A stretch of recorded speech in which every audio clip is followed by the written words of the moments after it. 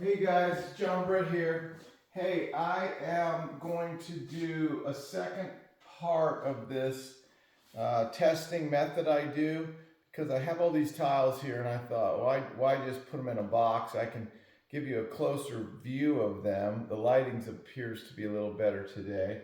And I'll tell you about a mistake I made on this. Not the end of the world, but I wanted to correct that. So let me come over here and do that first. What happened was I had substituted the spodumene directly, so it was way too high. So this range of variation is going to be 0.19 to 0.81 and 0.26 to 0.74. That's the R2O variation. Just naturally occurs when you add things like in this method. And this is a little more accurate representation of the silica and alumina variation that just occurs naturally. Also, just so you know, like a lot of these things, molybdenum and tungsten and bismuth, and these things aren't really reflected very well in there. So yeah, there's still unaccounted for things there. Let's put it that way. All right, so in case you missed it, this is a Seltzer-Chun recipe. This method I do is called Easy Glaze Testing. I have a description here. I do 1,000 grams of my recipe, pour it into 10 cups, and then put these colorants in each cup, and I dip like 4 tiles. So frost, bunkum white. So this is a white vitrified porcelain, a light stoneware, a little bit more iron, and then a black stoneware. So that way you can see the effect of the body on the glaze. So this one's really a good example. It looks like 4 different glazes, but it's just 4 different clay bodies. And so then I run this, I run the first one is a little bit of iron just to show you some color. Also, when I run these in a reduction firing, these will be like blue celadons. And then this row is going to be iron and titanium, which is supposed to mimic rutile, which it kind of does, but it just shows you, there are differences. There's probably a little too much iron and this is the titanium. So a little bit of too much iron, but it gets you the idea. And then this one was manganese, and I used granular manganese, and that's why you can see specking. And this one was supposed to be a chrome tin red pass here. So that's like 7.5 tin and 0.2 chrome. So it's very nice. And then this is copper. This glaze works great with copper. And that's what I did with... and I like this other thing about this glaze. I like that it's kind of drippy like this. So it makes these really nice hanging drips. All right. And then this one is the chrome run, 0.5 chrome. Anyway, then this is the cobalt, 0.5 cobalt.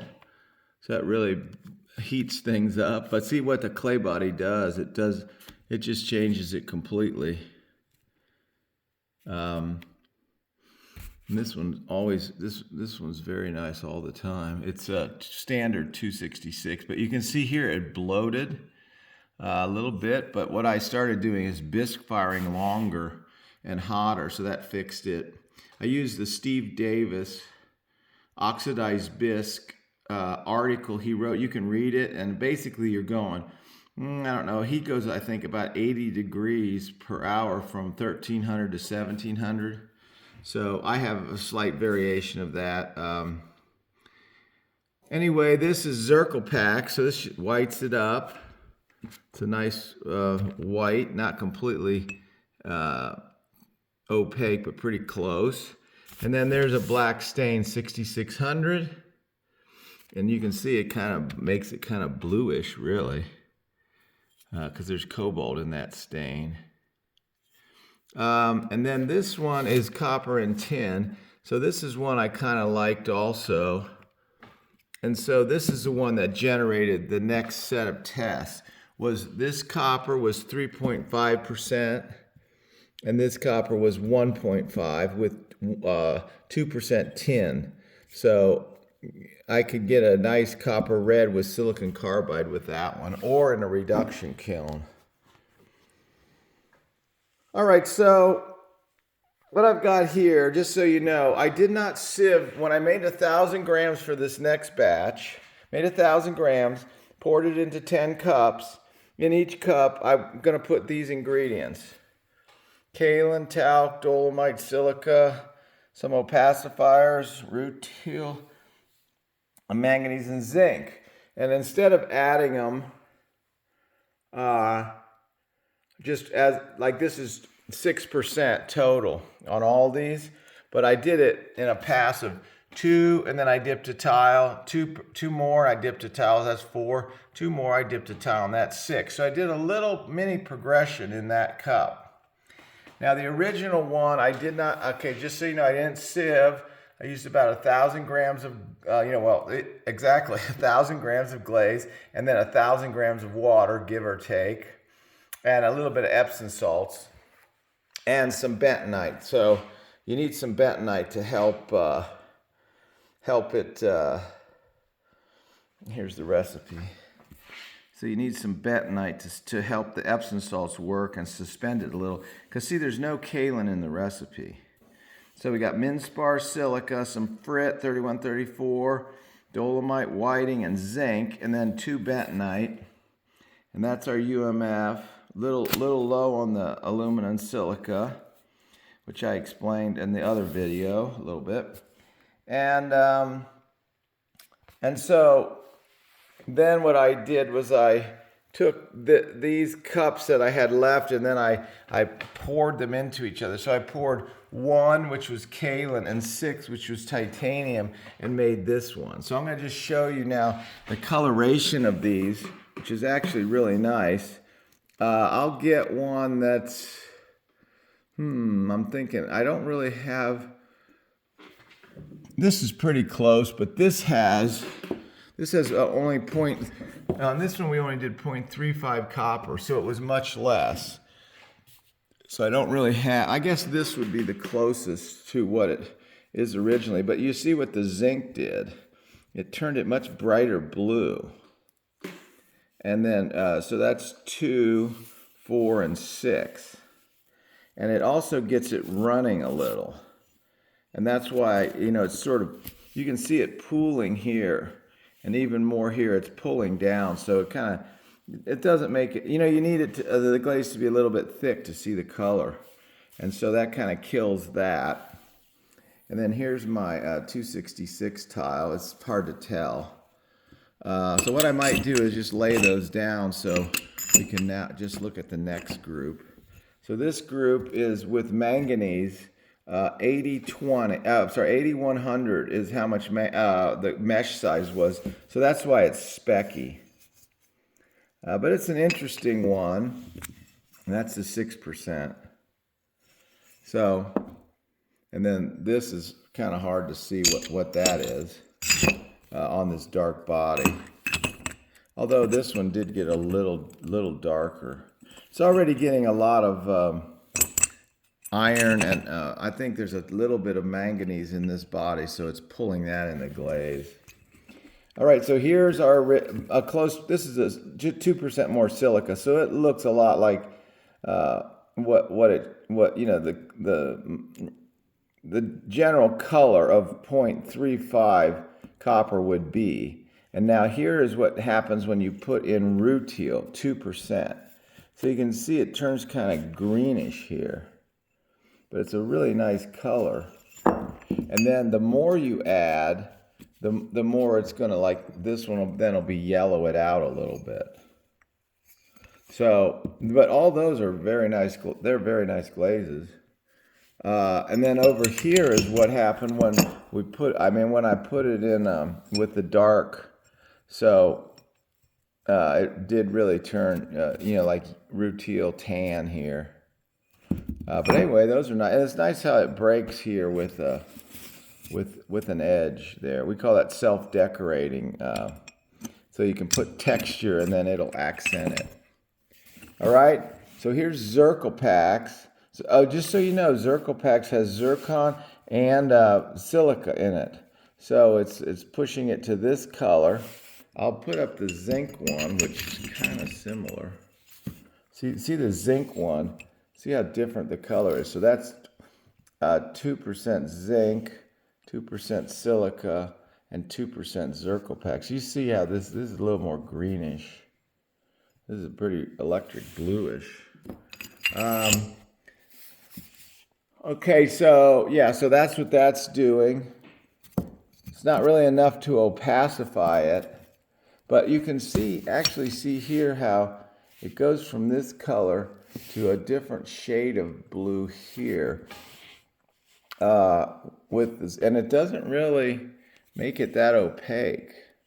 A little bit, but not much. But that is beautiful, and that might help stabilize this glaze too, because 6% Zircon Packs, you would think it would turn kind of, a little more opaque than that. Anyway, so that's good. That's a good one. And here it is on the dark one. You can see here it does opacify it a little bit, so it's blocking out the dark body underneath, but it also changes the color hugely. Okay, so then we have titanium. So our titanium mutes it a little, and then when you put all these together, you can see how it really goes to like whitish, some more pinholes. So maybe small amounts are all you need in this glaze. So that's 2%. And then this starts pushing it green. Now I'll bring that other tile. This is the zinc tile from before. See the difference? Like huge difference. These are just all three very different colors. That's the one thing about, just doing stuff on Glazy, and like, it's hard to anticipate what's going to actually happen until you actually make the tile and dip it. So that's actually nice. Anyway, so that is 2, 4, and 6 titanium. And now we're on to tin. So tin is another opacifier. And this is very nice. Then you can see how it's going more opaque. It's kind of killing that color on you. Kind of just makes it kind of bland compared to even to this one. So 2, 4, and 6 tin. And then this is the tin one. 2, 4, and 6 on the 266 body. So it definitely opacifies it in this one for sure. All right. Now we got the silica one. So I'm going to bring up the zinc because this looks very similar in color. Is that the zinc? I think that's the one, yeah. So this this glaze probably needs, like I said, it wasn't the greatest cone 6 glaze because it's a little short on silica and alumina. So this is probably this is a little bit helping it a little, but when I feel it, it's a little coarse. I think you might be able to see that, how the surface is kind of coarse. So maybe that's too much. Maybe we're going to like it with just like 4 silica will help it. I'd like to put in some kaolin to bring it up a little bit, but I'm going to show you what happens there in a second. These are the 266 tiles, so they're hard to see any difference. I'm going to leave these sitting here a minute. And then what we have here is dolomite. So I wanted to see what would happen by adding some dolomite. Here's our silica tile. This does it looks a little more bluish here. And maybe it's trying to run because dolomite is calcium and magnesium. So you're adding more flux to an already fluxed out glaze. Okay. And then here's, these tiles are hard to tell anything. And then we have talc. So talc is also adding magnesium and silica. So this is our silica addition. So this one looks still bluish, similar. But then here it starts getting satiny. I didn't even notice that one, but actually that's kind of nice. You get that satin surface. I think you can see here. So that's nice.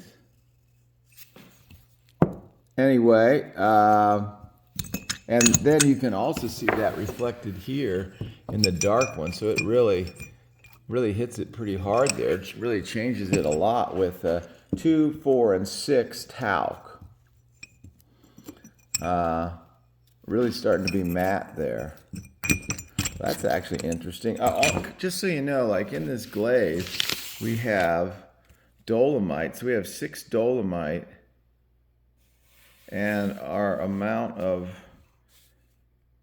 magnesium is very low. But when we add that, it's probably pumping it up to 2 or 3 here, 0.2 or 0.3 there. All right, so our last one's going to be kaolin. So, you know, the first thing I would want to do with this glaze is put some clay in it, but you can see what happens when I add kaolin. It changes the color completely, turns it green there. So, but maybe this 2%, see, remember I already have 2 bentonite in here. So maybe 2% kaolin is good. It's gonna still keep the color, stiffens it a little, and then maybe if I could get some of this, like this tile here shows silica, so maybe if I added 2 silica and 2 kaolin, I would get a little more stable glaze, but yet keep the color. Okay, that is that. The dark body. This is what kaolin does to the dark body. This is 2, 4, and 6. You see how it just kills it completely? I mean, that's actually amazing. So yeah, for sure, like 2 might be the answer there. So I should probably do a run of that for you to see. All right. I hope this is going okay for you. I'm just taking my time here and doing this so that you can see these tiles. Now, what this one is, I'm going to pull out that silica tile. Where was it? I just had it. Hold on a second. I think it was this one. So here was the one with just a little bit of silica. So you can see this is cup 1 and cup 6. So cup 1, when you poured them together, it was 6 kaolin and 6 titanium. And so what this tile is now is 3 kaolin, 3 titania. And so you can see it it changes the color a bunch, it stiffens it up. That may still be nice. And then this was cup number 5, which is tin. So it's 3 tin and 10 zinc. So actually that might be a good one. That stiffened it up a bit. Okay, nice color on it. And then what I did is I put both of those together. So I put the tin, I put these 2 together. So now I have 1/3 the amount of, so 2 kaolin, 2 titanium, 2 tin, and 2 zinc in this tile.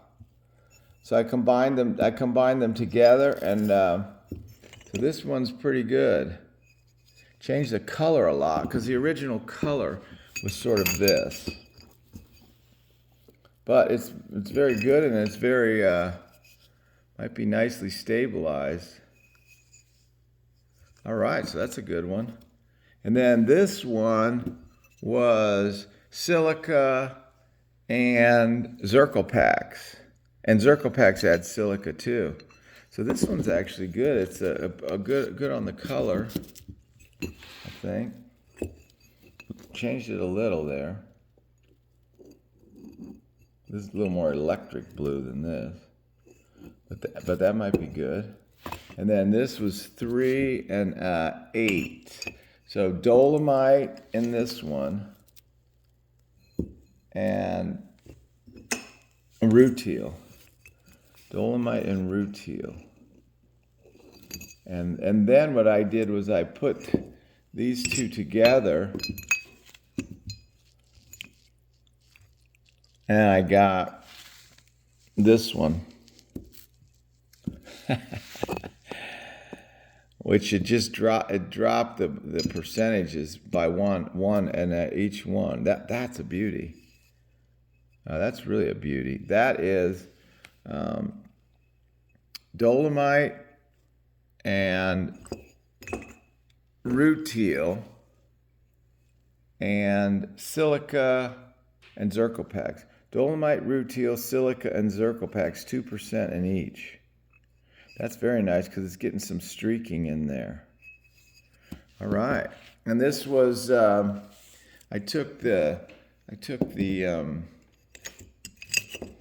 tile was the manganese tile, and then I put it in cup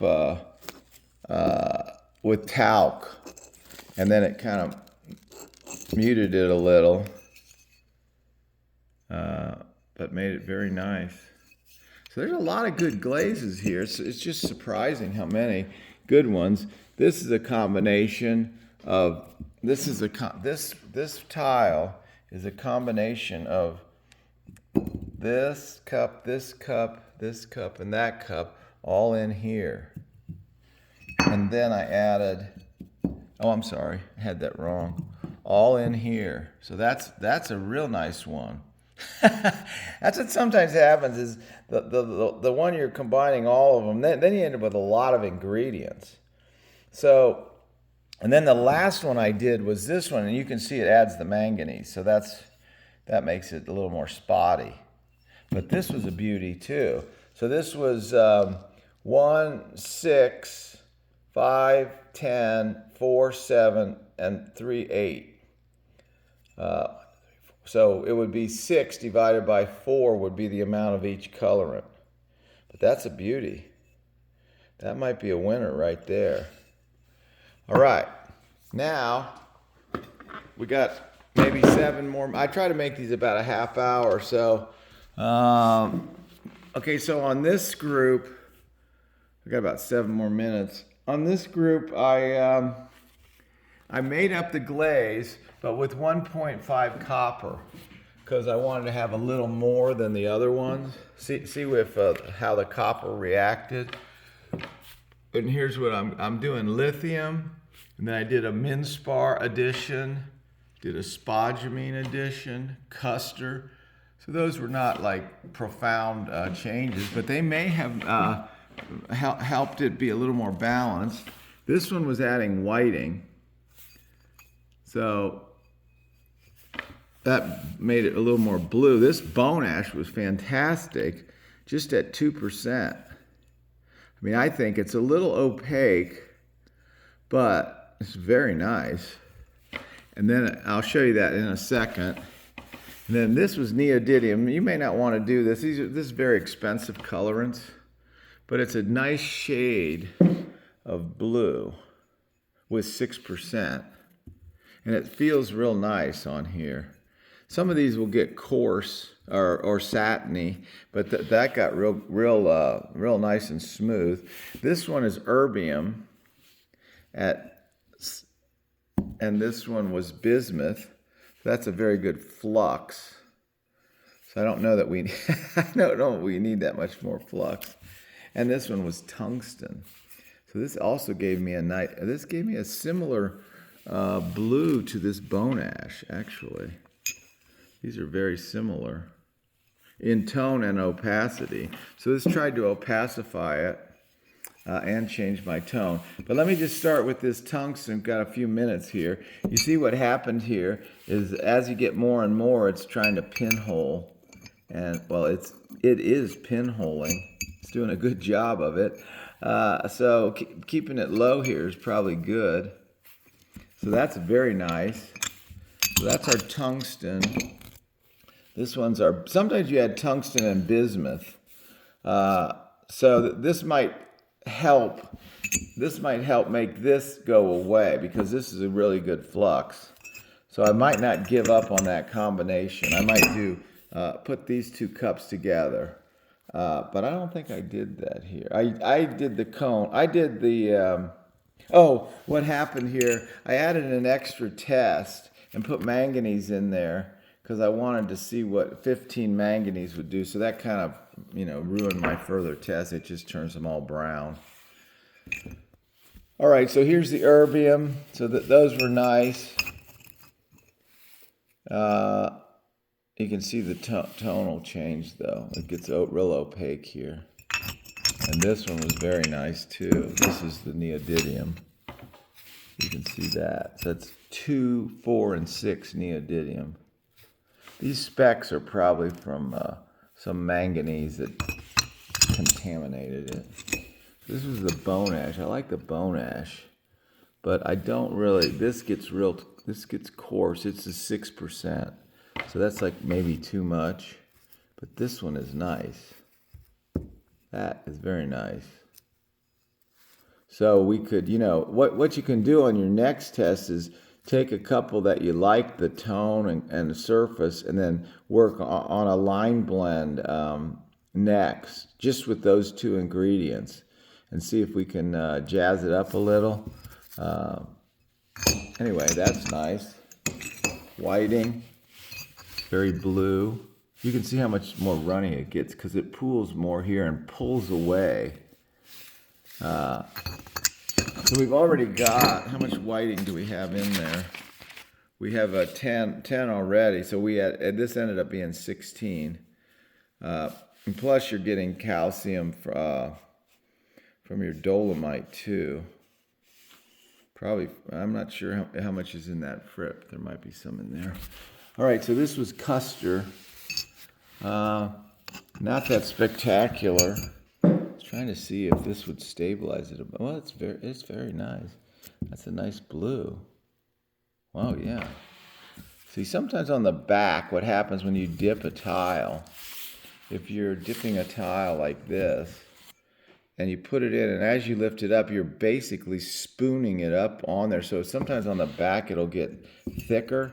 If you just go like that, it won't be. But a lot of times, you have to tip your cup and go like that. And so the front will be a little less on there than the back. But that's a nice blue. So that's with Custer, 6 Custer. And this is spodumene. Let's see what this is. We got 2 minutes left here, barely.